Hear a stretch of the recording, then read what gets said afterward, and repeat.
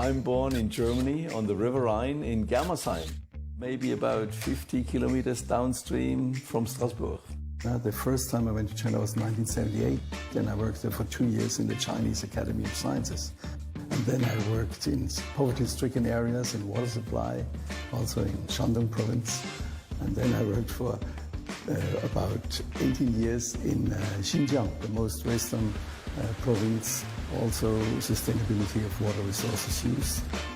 I've seen this change from 1978 to today, and it's a tremendous change. People are much better off. It's a consumer society. But I also see that there is a big price at which this comes, and that is the degradation of the natural environment, and it's the increasing pollution, which is not yet under control. Especially the river pollution is a terrible problem. There is a memorandum of understanding between China and Switzerland to work together in water issues. So that is the framework. And within this framework, I proposed to look at this overpumping problem, how to get into a sustainable mode of using the water. And now, since 2014, we are in this project which is financed by the Swiss STC. And our project in China has to do with how to stop the overpumping of groundwater resources.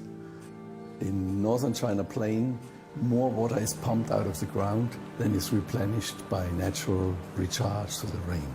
And it's like a bank account. When you systematically take out more money than you pay in, the account will be empty in the end. And that's what is happening in the North China Plain. So one has to stop it. There are several ways of doing it. I mean, number one is water saving, to use water saving irrigation methods. Number two is to change the cropping pattern. Number three is to bring in water from the south to the area, through canals, surface water, to replace the groundwater. But all this has to be implemented. And implementation means that you have to check who is pumping how much.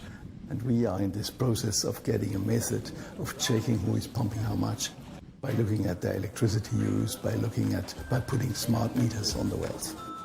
The first phase is going to end in March 2018, and then there's possibly a second phase till 2020.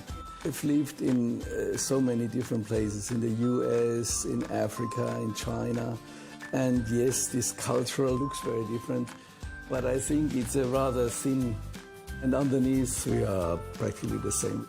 I can speak Chinese, I can express myself, and so gradually they got to know me, and now everything is fine.